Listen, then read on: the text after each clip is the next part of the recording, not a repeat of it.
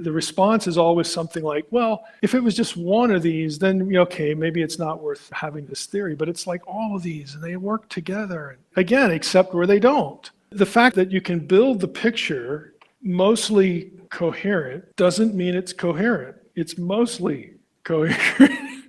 That means we have problems, okay?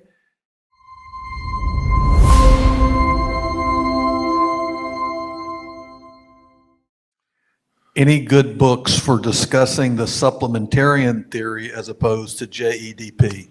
Oh gosh, not in this century.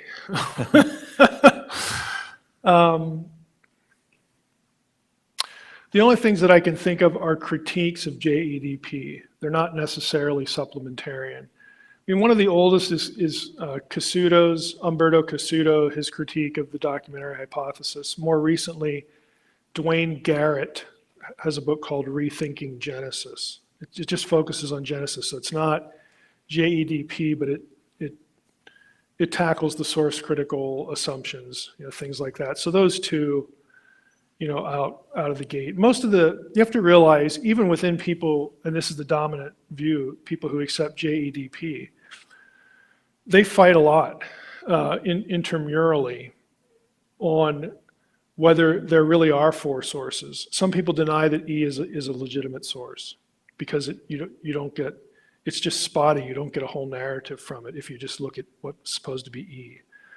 In grad school, we would get spanked if we used JEDP. It's JEPD.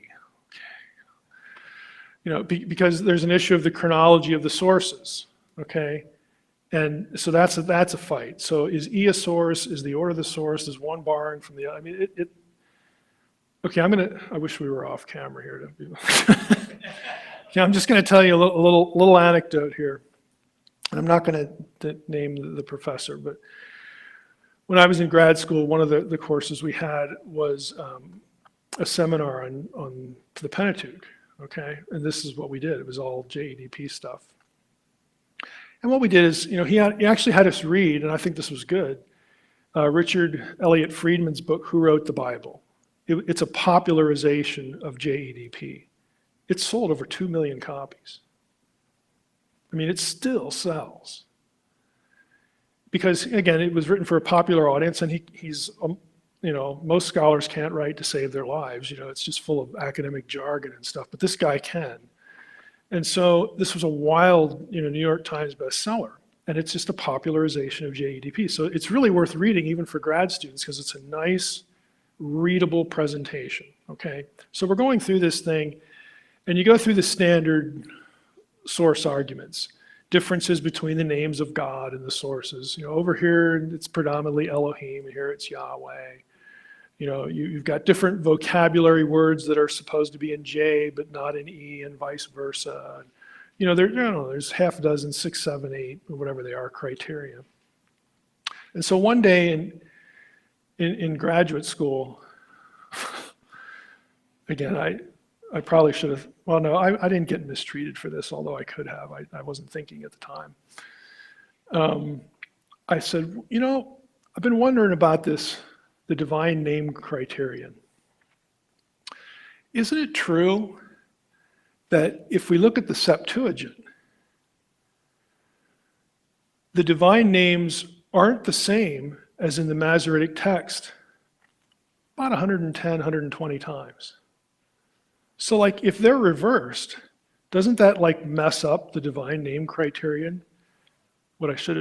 Since I said it, I probably should have said, doesn't that just destroy the divine name criterion?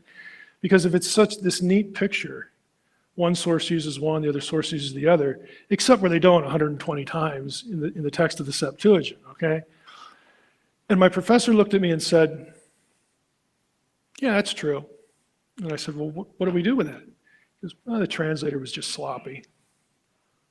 That was his answer. This is a PhD class. Translator was just sloppy.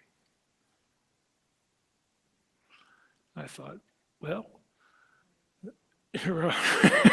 with the divine name, okay? I went away thinking of that, well, I just added another reason I ain't buying this, okay? I'm not buying what you're selling here. All of the criteria have outliers like that. It looks beautiful except where it doesn't. and the response is always something like, well, if it was just one of these, then okay, maybe it's not worth having this theory. But it's like all of these, and they work together. And again, except where they don't. The fact that you can build the picture mostly coherent doesn't mean it's coherent. It's mostly coherent. That means we have problems, okay? And it's not satisfactory to say that the translator was just sloppy. Honestly, it's a self-serving answer. But I'm not going to win that battle in grad school. So.